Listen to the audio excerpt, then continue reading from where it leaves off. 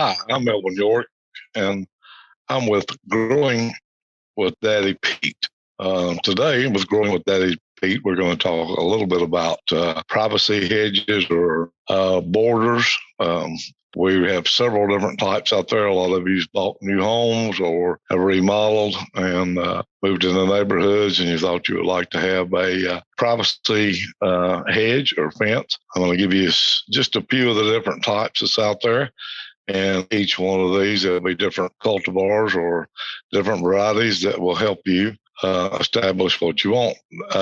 Depending on if you want a total evergreen shrub or a tree, there'll be different sizes, different planting spaces. And we'll touch on that just a little bit and kind of get you thinking about that. And then the next cast later on down the road, we'll go into picking out just a few specifics and give you a little bit better planting. If you are planting those shrubs, trees, roses, make sure that you go to your local garden center, ask for Daddy Pete's planting mix, and we'll explain that later on how to use that. Privacy hedges and fences. Some people like fast growing. Most people do. Some like slow growers. There's many different types.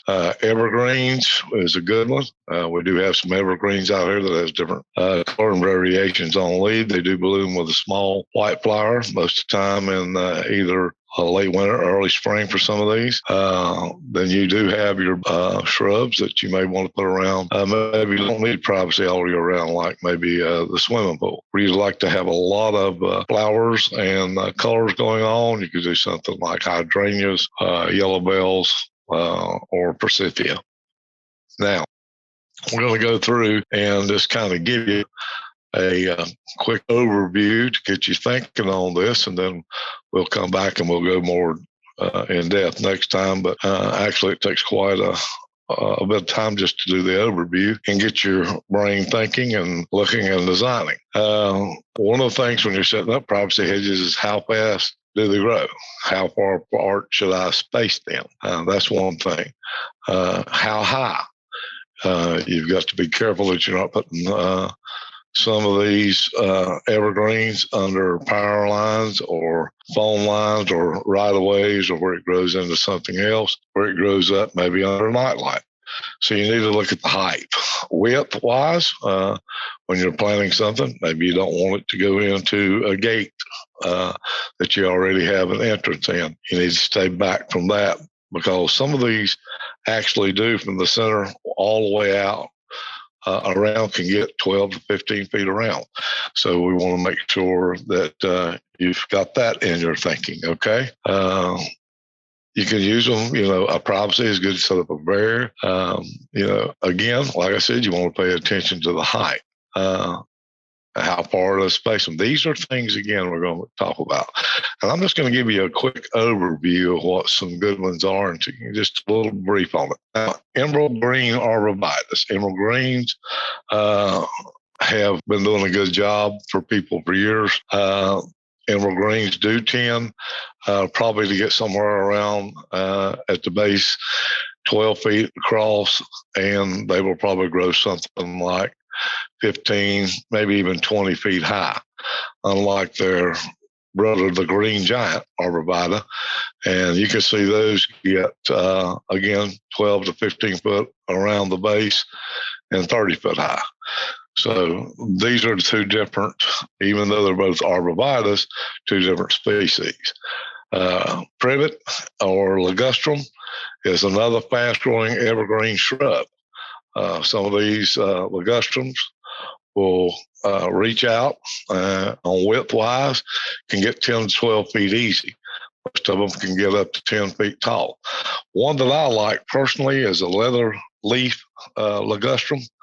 The leaf on them is a dark green. They almost look like they're velvet. They're so dark green. And the underside is a brown kind of sort of like velvet itself, puts you in the mind of a lot of the hair that's on the bottom of deer horn or something like that.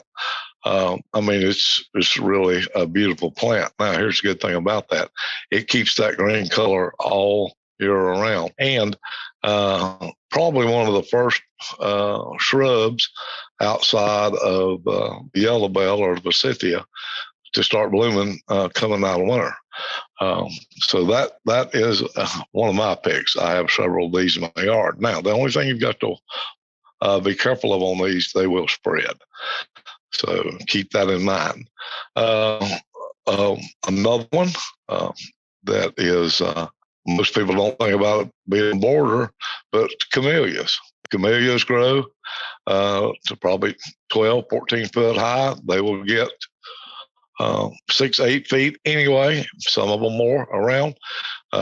With camellias, you've got some that bloom in spring, some that still bloom in late winter, some that bloom in early fall, and frost will actually get the blooms on them. Not a frost, but a freeze. I have all three types in my yard, but I enjoy the ones that bloom around the first of the year here in North Carolina, right after that here in the Piedmont. Beautiful red flowers. I mean, a lot of people call them a winter rose. They're just gorgeous. The foliage is dark green, and they're pretty easy to take care of. Most of the plants that we're talking about right now, like the Ligustrum, the camellias, even your arborvitaes, if you'll prune those, it will help you in a faster growing and keep your shape. But to be honest with you, I've had the green giants and never touched them, and they still got a beautiful shape. Hydrangea, now that's a plant that comes out. It's beautiful, comes out in the spring, magnificent leaves on these plants. Blooms are, of course, just big balls, depending if they're the blue ones, the pink ones, you have white. And these are something that could be more seasonal for a hedge if you don't need one year-round, like, again, around the swimming pool. Something that works good from early spring till late fall. We did talk about the forsythia. The yellow bell forsythia, again, is one that spreads out and goes up, not so high, maybe 10 feet at the most, but they'll go 12 to 14, 15 foot around. They will spread some. If the branches touch the ground, they'll start off, but not bad. So one of the first ones to put on blooms in late winter, early spring.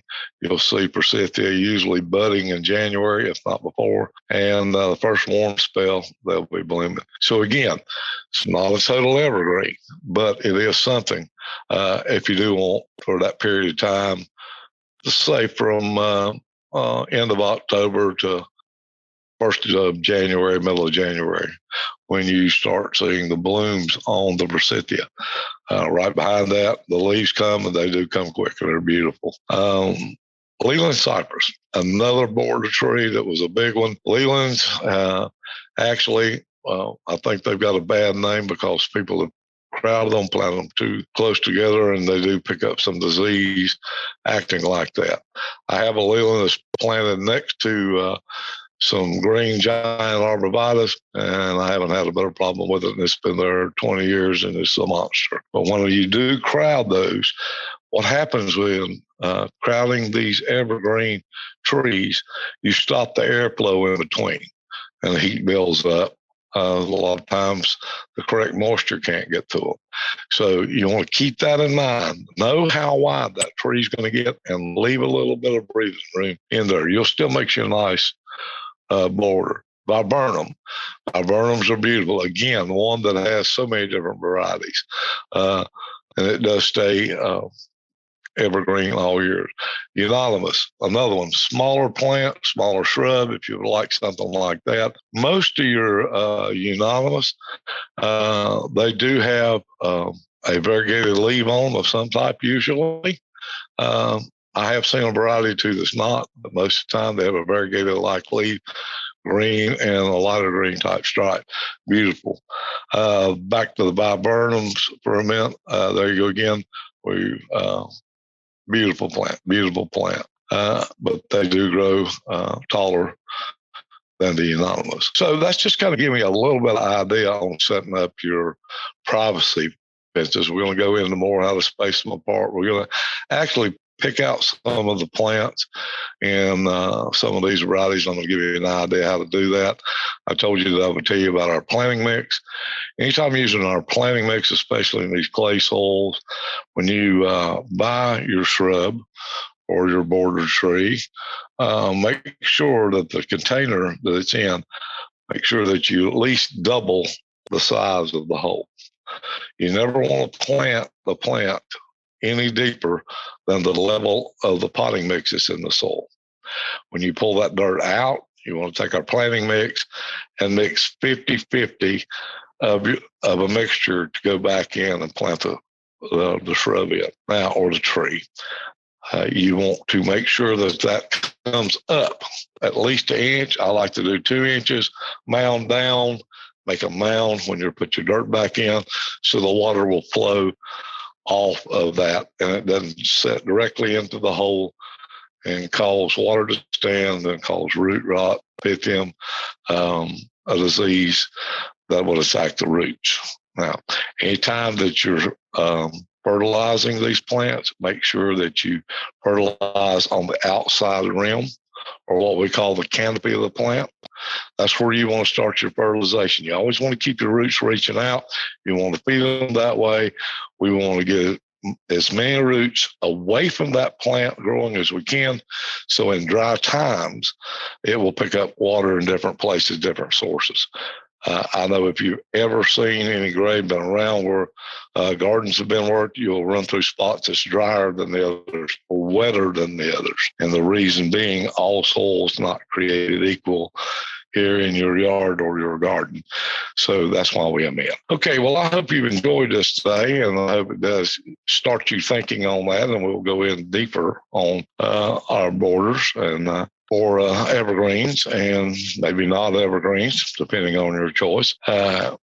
We'd love for you to go to our website, daddypete's.com, click on our webcasts. We do have an archive of these or our podcast, and you can listen to those.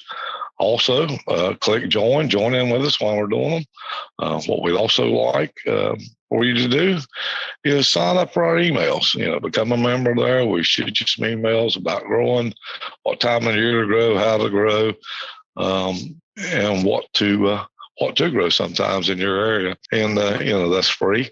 Also, look at our different type soils on our page. Let you know again when we're talking, you'll be familiar with what this product does and where you can buy it at your local garden center. Okay, go to our About page. I think you'll find it kind of neat how long we've been here since 1907, and I think you'll finally tell just a little bit of our story here, and we're still here in North Carolina. So again, thank you for tuning in today, and we will talk more on this the next time.